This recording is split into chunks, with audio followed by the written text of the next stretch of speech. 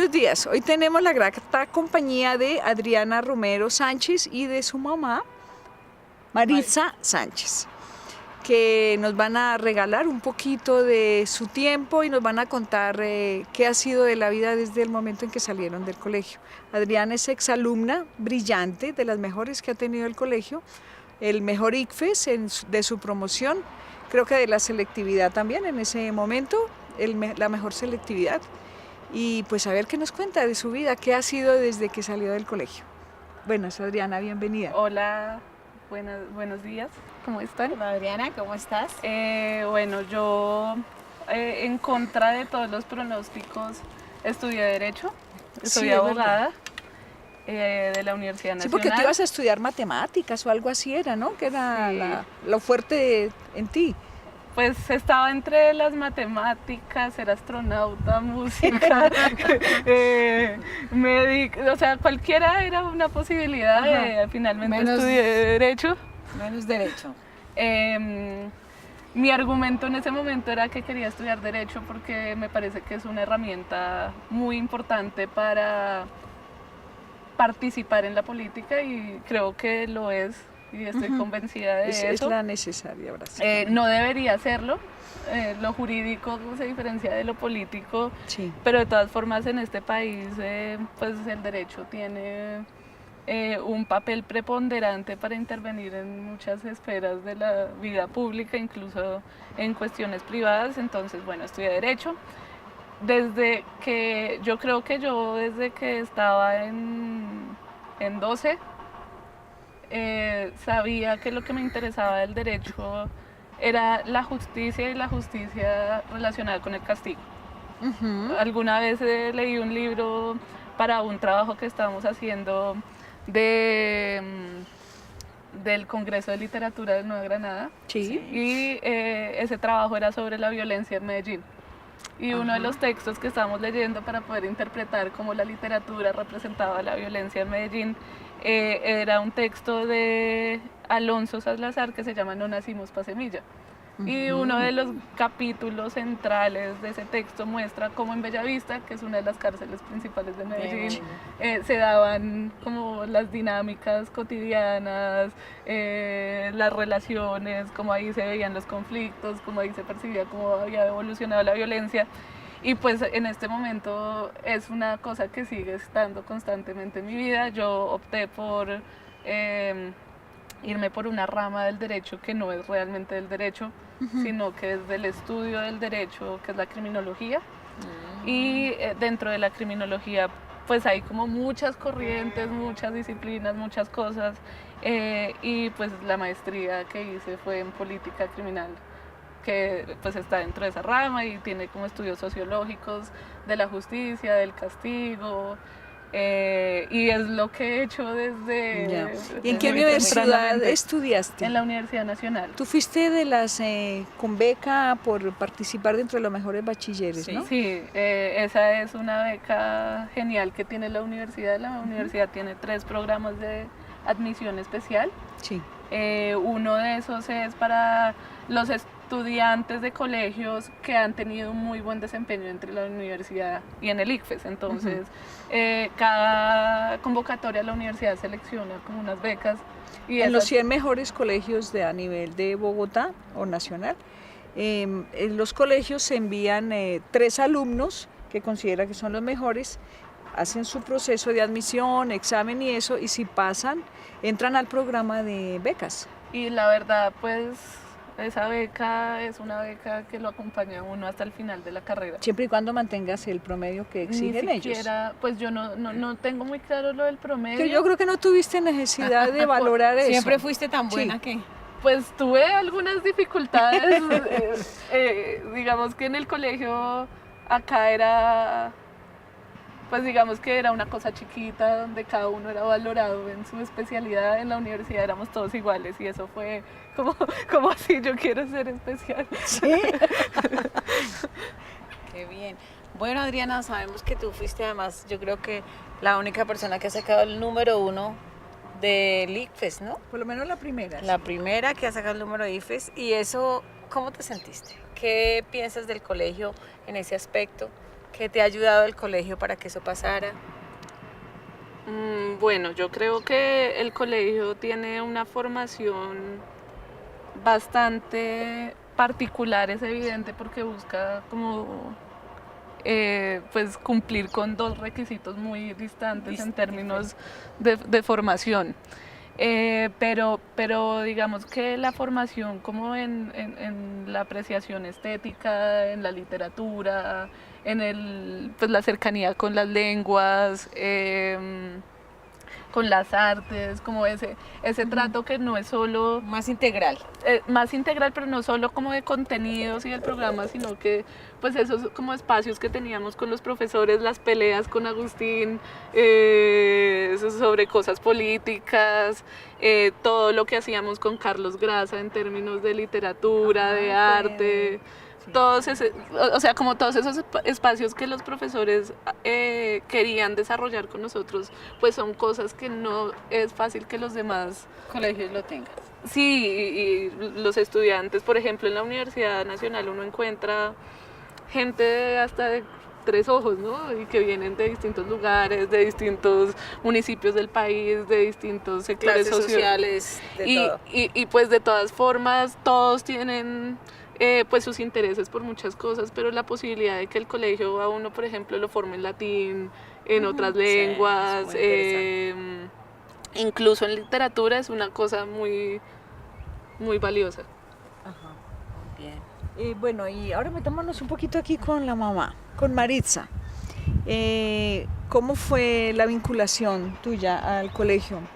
¿Cómo decidiste traer tus hijos al colegio? ¿Por qué?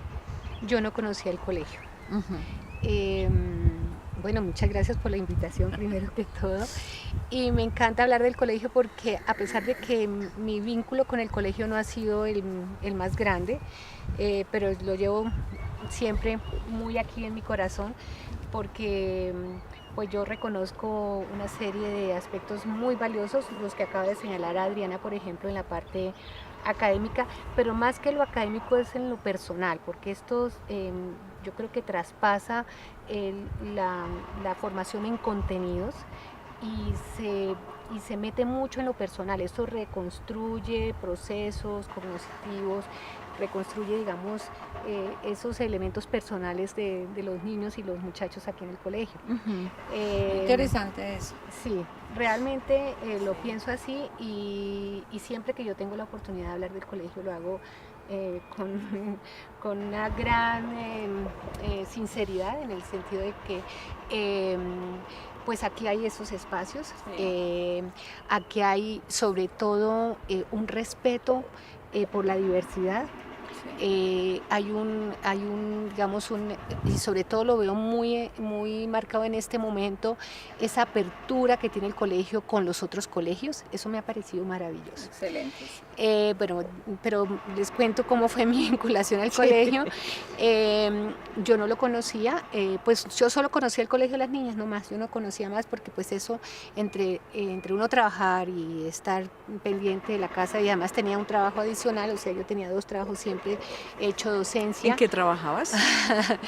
Yo trabajaba en el hospital militar Uh-huh. y simultáneamente hacía docencia universitaria. ¿El hospital militar tenía algo que ver con la dirección de tesis, algo así que recuerdo? No, en la Universidad Católica. Ah, era en la Católica. En la Católica. Entonces me quedaba muy cerca el hospital, la universidad y la casa. Entonces yo pasaba, ese era mi territorio pues de trabajo. Pero en alguna ocasión una amiga nos dijo, oiga, pero ustedes ¿por qué no van a Reyes Católicos? Ustedes tienen el ancestro español de Diego y pues ahí podrían ver la posibilidad. Pues efectivamente vinimos para cuando Diego Alejandro, ¿Tu hijo menor? mi hijo menor, iba a iniciar pues el primer nivel de primaria, pues el prekinder, de infantil. Y Adriana estaba muy aburrida en su colegio, tanto dijo que si no me sacan no vuelvo. Entonces yo dije, listo, consigue el colegio porque no tengo tiempo de buscártelo. Ah. Entonces, Adriana se puso en la tarea porque nosotros teníamos... ¿Ah, sí? Sí, nosotros teníamos, mi hermano vivía aquí a media cuadra del colegio y entonces ella hizo contacto con su tía, su tío y pues hicimos las gestiones acá. Entonces presentamos a Diego Alejandro, a Adriana con la, digamos, salvedad de que hubiera el espacio, el cupo, pues Claro. porque no Para era... ese curso es muy difícil. y tú abran me lo vacantes. aclaraste muy bien, salvo que alguien se vaya, podría tener el cupo, de lo contrario no es posible. Entonces, pues digo, Alejandro pasó y Adriana pasó, quedó en lista de espera, pero a ella no se le dijo. No se le dijo porque no. pues, no, pues hasta que no hubiera No la... estuviera segura. La cosa, sí. Pero una amiga que tenía un primo aquí en el colegio vino por alguna razón al colegio y la encontró en la lista de espera y fue y le contó. La prima de Mateo Mila, Ah, sí. que estudiaba conmigo en Fue el otro compañero. colegio. Ah, también. Sí, entonces ella me llamó y me dijo, pero ¿cómo así? Porque estás en la lista de admitidos. Y mi mamá, no, eso es mentira. Y ahí, Para no desilusionarla. Sí, pues yo no quería que ella se ilusionara Ajá, y que no falsas hubiese, expectativas. y que no hubiese Espacio. el cupo. Entonces, pues Adriana llegó al colegio con una excelente maestra, con Pilar Alonso. Ujú. pero que a Adriana le dio muy duro porque ella iba ya digamos, en sexto grado, pero ya era bachillerato y aquí Claro, era aquí es sexto, primaria. sexto de primaria. Y además decía, sí, eso ya me lo sé. Y Pilar le dijo, no señora, usted no se lo sabe todo. Aquí va a aprender muchas cosas y me pareció excelente. Usted no se lo sabe bien. todo. Y bueno, y pues digamos que Adriana se ajustó muy bien al colegio y Diego Alejandro también. Tuvo una excelente maestra de primer nivel de presentación, Sí. Presen. Ajá. Present. Ah, Luego Present. tuvo a Ramón García. García. Ceballos. Sí, excelente también. Digamos que en términos académicos y personales, yo creo que los profesores Fue muy bien. fueron excelentes todos, pero uno recuerda más a algunos que a otros. Sí. Hasta que, bueno, ya Diego Alejandro tuvo una crisis grande aquí en el colegio, no quería volver al colegio, estaba con Lola Lola Rodríguez. Y bueno, se prendieron las alarmas, etcétera, etcétera. Se planteó la posibilidad de cambiarlo de curso, de avanzarlo, de ponerlo en otro colegio. Él no quiso ni una cosa ni la otra, pero no quería volver, pero quería quedarse. Bueno, en todo caso se superó la crisis y bueno, terminó Eso es también, lo importante. también terminó Muy bien, es también muy buen alumno. Sí, Sí. también entró con el Y programa. muchos talentos además, con la Ah. música. Sí. Formó parte del colegio, del coro del colegio desde muy pequeño, ¿no? Sí, él entró al conservatorio de la De Universidad la Nacional. y estuvo durante 10 años, desde los 7 hasta cuando terminó el colegio, Ujú. a los 17 años. Y cuando yo quise entrar al coro, Santiago me dijo, sí, te recibo, pero vienes con Diego Alejandro. Entonces, Esa fue la condición. esa fue Era la carta de entrada. Ni siquiera me dijo, afinas, sino trae a Diego Alejandro. Esa era la visa. Esa era la credencial de pertenecer al coro y todavía estoy en el coro. Ah, qué Entonces, Santiago y yo somos los más antiguos del coro. Ujú. Y Estelita también estuvo en el coro, pero nos abandonó hace unos años. Sí, ya creo que cumplí el ciclo del coro y ahora me dediqué al teatro, que Al también me gusta teatro. mucho. Sí. Adriana y Diego Alejandro también hicieron teatro. Aquí estuvo Carlos Atizaba. Carlos Atizaba, Atizaba. Ah, sí. sí, que fue una época dorada cuando Maribel estaba.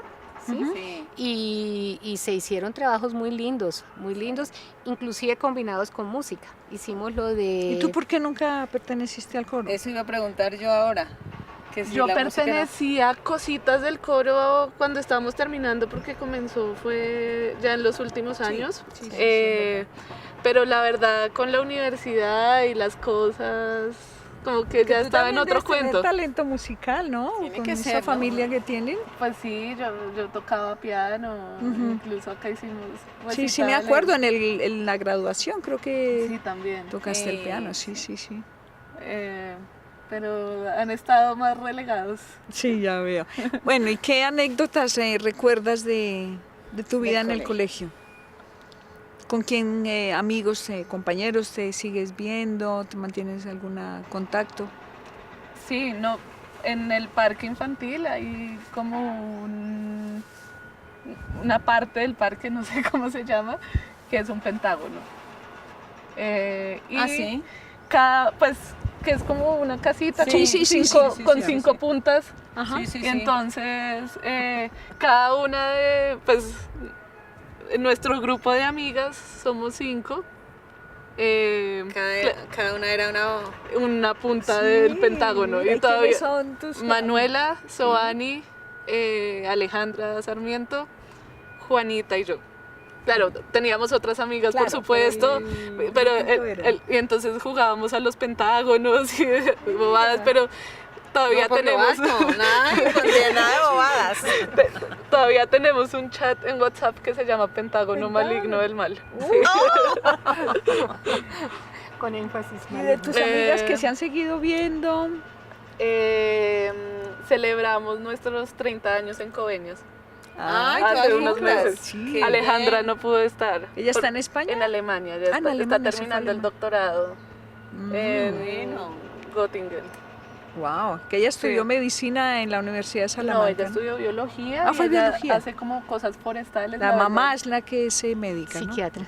Bueno, y una pregunta que siempre le hacemos a los alumnos, a los exalumnos es, ¿recuerdas algún profesor, algo que te haya marcado, que te haya hecho pensar, no, me voy a decidir por mi carrera porque él me ha hecho pensar que esto es lo mío o no? Yo creo que alrededor recuerdo a muchos y cosas muy especiales. Por ejemplo, mi profesor de matemáticas, que fue el profesor de matemáticas de casi todo el bachillerato y la ESO, ¿Quién fue? que fue Martín Villar. Martín Villar. Fue el único que no estaba alarmado cuando decidí no estudiar matemáticas. ¿Ah, sí? Y porque fue una cosa polémica cuando dije, después de hacer 2 años de ciencias, no voy a estudiar Derecho. Imagínate, además, exacto, la modalidad tuya no fue humanidades, fue ciencias. Recuerdo, por ejemplo, a María Jesús que me decía, pero tú no puedes dedicarte a defender raponeros. Y ahora lo pienso y digo, eso es lo que hago en el fondo. Claro. En el fondo, ella sabía en dónde iba a terminar. Con Irma, por ejemplo, tuvimos una relación muy cercana. Ella era nuestra profesora de biología. Jamás estudié biología ni medicina, pero digamos que hubo como Buena empatía. una buena empatía. Con Carlos Grasa definitivamente tuvimos una gran cercanía. Carlos fue profesor en que... Él era profesor de primaria, Sí. pero él Ah, nos en dio primero en era eso. séptimo Ajá. lengua, Ya. que sí, fue una sí. cosa así súper excepcional. Sí. Y él nos puso a Creo escribir. que lo recuerdas con mucho cariño. Sí, de hecho somos muy cercanos. Ah, siguen en contacto. Y pues con Manuela también, con Soani, o sea, como ahí tenemos Qué una bueno. relación. Ah, qué Y chévere. entonces él nos ponía lecturas para que pensáramos. Cuando le decíamos, no, es que quiero ser directora de cine, lea esto. Así que dejamos eso tirado. No, ahora queremos, no sé qué. Ah, bueno, entonces haga tal cosa. Entonces sí fue Una una persona experiencia muy, interesante muy esa. especial para nosotros. Y pues en términos académicos hubo personas muy especiales. Yo, por ejemplo, no tuve clase con Mabel, pero Mabel estuvo muy cercana. Los profesores de lengua en general, María Jesús, José Escobedo, pues cada uno como que buscó cómo aportar su cosa. Con Agustín teníamos unas peleas terribles. Sí.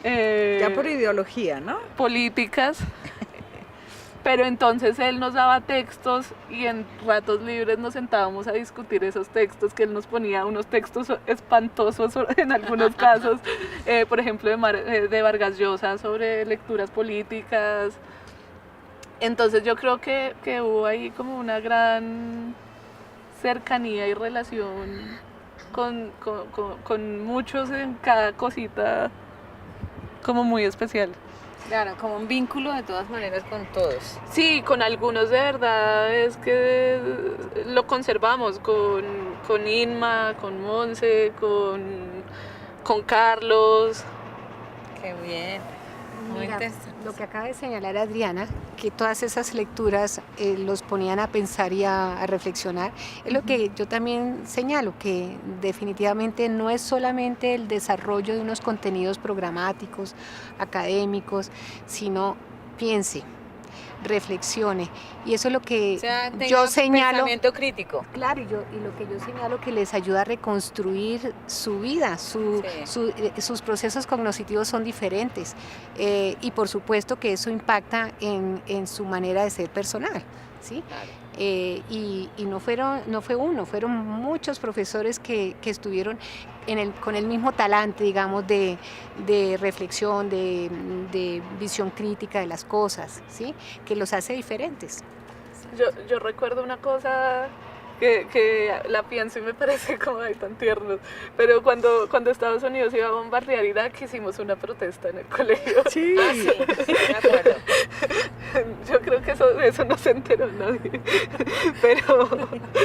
pero sí era como, es muy importante como tener una posición frente a lo que pasa en el mundo, ¿no? No es solo estamos como aprendiendo Como aquí, cosas.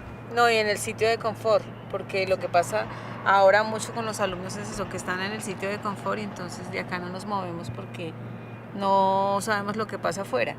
Yo pienso que con esta apertura de los colegios, digamos, vecinos nuestros, que vemos que son de diferentes clases, y eso ha hecho que los alumnos piensen eso, que la gente de fuera también tiene pensamiento crítico, que son pensamientos interesantes, que tienen todo, y los niños también se empapen de esa situación, que ellos aquí, digamos, estaban todos encerraditos, cuidaditos, en una zona de confort que no pasaba nada. Entonces eso está bien, ver otras realidades.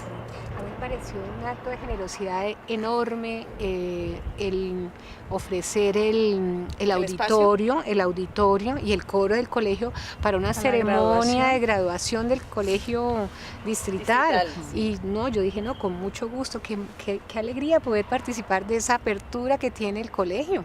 ¿Sí? Sí, es muy interesante. Y eso se refleja, o sea, no es echar discursos. Sí. No, son acciones, son hechos concretos que modelan, que definitivamente impactan en los niños, porque es que esto lo ven los niños. Así como así que entonces nuestro colegio sirve para otros colegios, por supuesto, ¿sí? Eso es de un acto de generosidad que se demuestra con un hecho tan significativo como una ceremonia de graduación. Claro, porque es aprovechar todos los recursos que realmente el colegio tiene en este momento y que cada día los intenta mejorar para otros que de verdad lo necesitan y que es muy importante para ellos.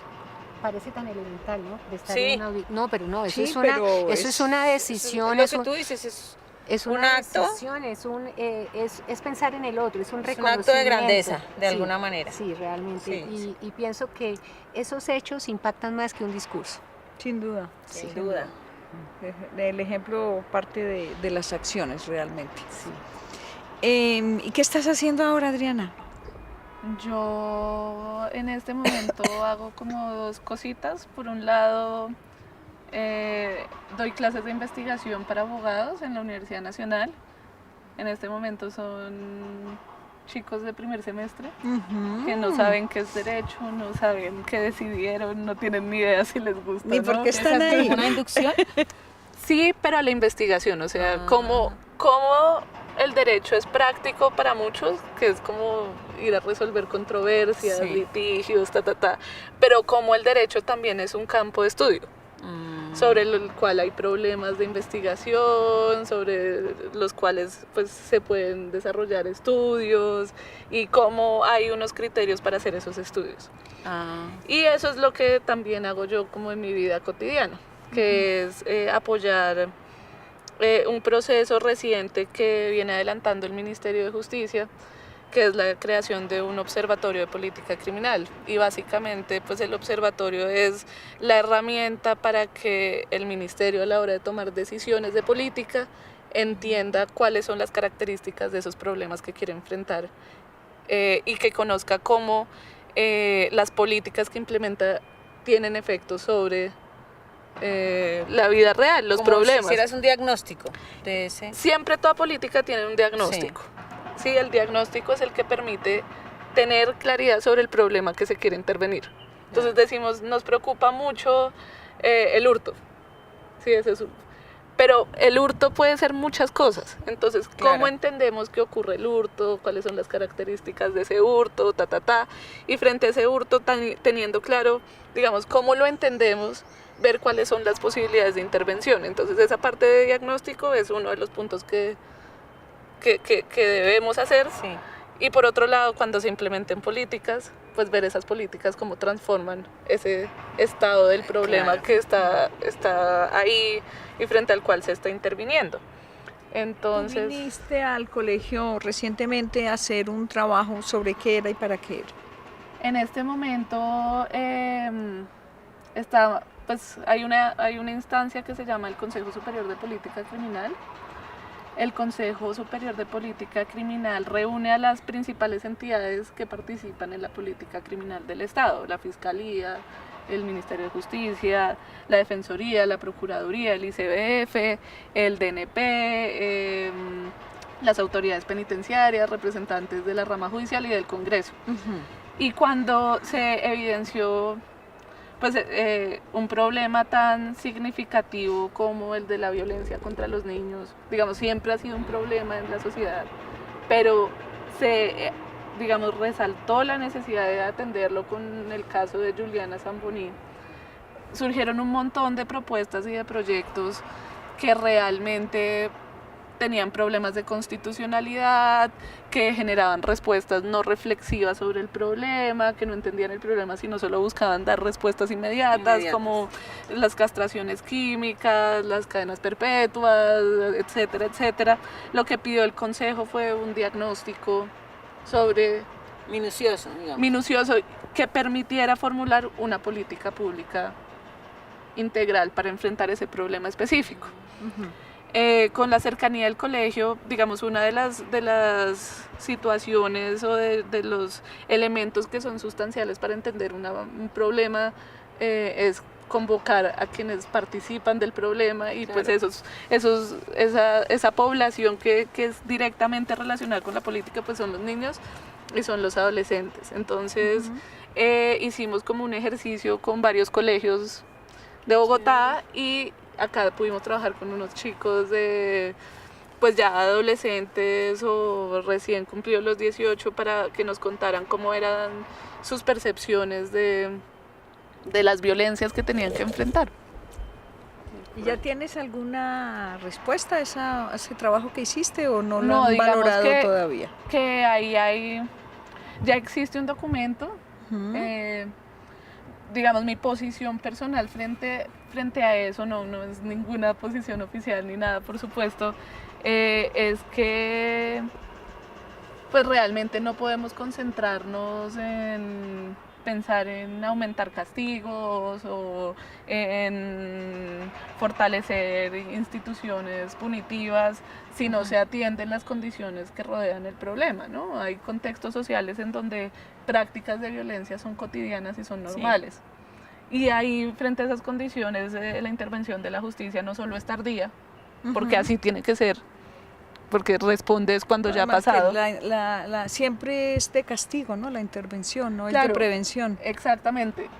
Entonces es tardía siempre, en la medida en que no va de ninguna manera a Evitar o evitar solucionar. eso que pasó, pero adicionalmente no tiene la capacidad precisamente de generar un restablecimiento de las relaciones sociales, y a veces incluso uno lo que ve es que agrava las condiciones sociales en las cuales se desarrollan esos conflictos. O sea, como es tan genérica, por decirlo así, tan industrial, hace que sea difícil atender. Yo creo que el reto es muy grande, pero y pues mi Tienes posición un campo de trabajo es enorme. impresionante. ¿Cuánto llevas trabajando en esto? En el Ministerio de Justicia llevo 5 años. Este proyecto surgió este año, digamos que yo no he estado tan directamente relacionada con esa tarea, tengo muchos proyectos, pero sí ha sido como un trabajo de este año. Bien, ok. Y ves, sí, no solo los resultados que obtengas de la investigación, sino que sí hay forma de corregir o de llenar esos vacíos que hay. O sea, si ves un futuro bueno. Nuevamente, lo que yo pienso sobre Claro, esa sí, situación tu opinión, eso sí, es tu opinión. es que Hay mucho pues que trabajar. el Estado ha avanzado mucho en términos discursivos de entender los problemas, ¿sí? Hace 5 años no teníamos tanta claridad sobre algunas características de algunos problemas. Por ejemplo, en las cárceles el hacinamiento, ¿sí? El tratamiento de las personas que son condenadas. Cómo funciona la justicia de adolescentes, eso ha avanzado un montón. Algunos fenómenos de criminalidad, como el feminicidio, incluso el contrabando, en donde hay una serie de elementos, procesos y actores muy interesados en participar. O sea, la empresa privada, por ejemplo, está muy interesada en fortalecer pues esos procesos preventivos, esos procesos. Pero digamos que hay cuestiones que son demasiado estructurales y la violencia es en muchos casos estructural y transformarla requiere de cambios que van más allá de lo que pueda hacer la justicia o de lo que pueda hacer un sector. Entonces es posible que se logren cosas trabajar buenas. desde la persona, dices tú, por ejemplo, en los... Sí, pero digamos, hay cosas que mientras subsista la desigualdad, mientras no haya oportunidades para todos, mientras los padres no puedan dedicarle tiempo a sus hijos porque tienen que trabajar, o sea, cosas tan estructurales, pues no se solucionan con que una persona en una oficina haga un documento. Y eso supone también pensarse en conjunto, y eso no es ni siquiera una cosa estatal de qué mundo queremos. Claro, es la es que sociedad. eso generaría, por ejemplo, hasta cambios de horarios en las oficinas, todo eso para que la gente pase más tiempo en sus hogares. Que claro, eso es un cambio estructural general de todo el gobierno. No es solamente una sí, pero yo creo que va mucho más allá, ¿no? O sea, sí. cómo superamos la pobreza, cómo... Claro, digo yo que eso es un programa, mejor dicho, totalmente integral. Que no es una cosa de ajustar en unos juzgados, sí, o de fortalecer unos jueces, o de... Y no es el único problema, ¿no? O sea, si fuera el único problema que tuviéramos, estaríamos muy bien. Sí, realmente eso es bueno, yo te voy a hacer una pregunta que parecerá de pronto un poco molesta, pero digamos, en toda la situación que está viviendo el país, ver cómo está la Corte Suprema, como todas las cosas que pasaron, ¿cuál es tu opinión con respecto a eso? O sea, porque, digamos, nos sentimos como... Yo como colombiana, te digo, me siento como desamparada en ese aspecto, y pues es muy doloroso para un colombiano decir que toda su justicia esté de esa manera. Tú que estás metida en la rama, ¿qué me cuentas, por ejemplo? ¿Qué nos cuentas a nosotros? Yo digamos, mi posición personal, sí, frente a ese problema es que hay unos... O sea, que no tampoco es una sola cosa, sí, la que sucede, ¿no? Por un lado, eso se ha entendido muy conectado con todos los procesos del narcotráfico y de cómo se han cooptado las instituciones a partir de procesos ilegales, ilícitos, de corrupción, etcétera, ¿sí? Como, por ejemplo, cómo el narcotráfico logró permear una gran cantidad de instituciones, ha generado procesos, digamos, muy complejos, no solo en la justicia, sino en otros procesos, ¿no? Por otra parte, hay un problema muy serio en términos de formación de los profesionales que ejercen el derecho. Ese es un problema muy, muy grave. Y si uno ve la composición en este siglo, pues de cómo están compuestos los altos tribunales, uno ve que hay personas que de verdad tienen una formación demasiado básica. Para ocupar un cargo tan alto. Sí, y no es que uno diga que los títulos son la única garantía de que las personas tienen capacidades para algo específico, ¿no? Esa es una discusión muy compleja. Pero uno sí ve que una persona, por ejemplo, que administra justicia de materia penal, tiene un pregrado y por allá un curso que se hizo quién sabe en dónde, ¿no? Y entonces uno dice, bueno, ¿cuáles son las calidades que debe tener una persona con esa, digamos, magnitud de responsabilidad y que en verdad debería estar investida de una solemnidad y de un prestigio importante? Eso acá no existe. Y también hay prácticas administrativas como de uso del derecho para sacarle el mayor provecho total, que lleva a que haya procesos en las instituciones que sean muy negativos. Sí, entonces nombramientos para pensiones o... Sí, muchas cosas raras, es triste, ¿no? Y hay otra cosa, y es que nosotros tenemos, digamos, unas formas muy rígidas ya en términos operativos y procedimentales, como muy rígidas de poner a funcionar el aparato judicial, ¿sí? Entonces, por ejemplo, dijimos, no, traigamos la oralidad para que eso sea ágil.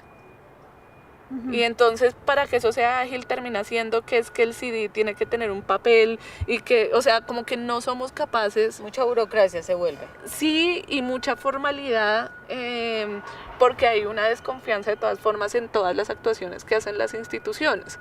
Entonces, por ejemplo, al año ingresan 1.200.000 casos a la Fiscalía en promedio. Sí. Pues realmente no hay cómo atender ese volumen de casos.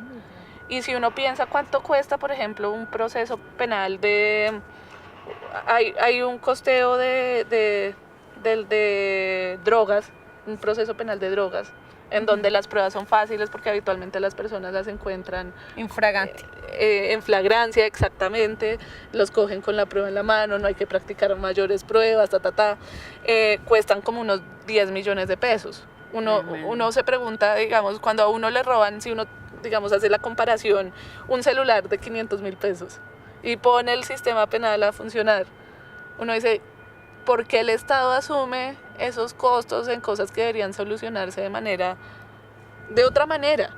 ¿Sí? Sí. Pero si le damos la vuelta, entonces claro, ahí hay cuestiones que hacen que la justicia sea lenta, pero además, digamos que si a mí me sacan el celular de Transmilenio, que cuesta 200.000 pesos, que encontrar a esa persona que me sacó el celular de Transmilenio puede costar miles de millones en términos de investigación. O sea, pues nosotros como ciudadanos deberíamos aportar.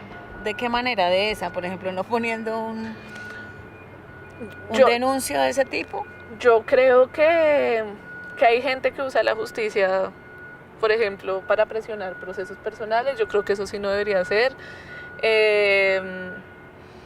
No estoy segura que ese tipo de casos uno deba decir no importa, mucha gente lo hace en la práctica, sí, y eso es lo que genera en términos de administración de justicia, es un subregistro tenaz porque nunca sabemos cuántos son.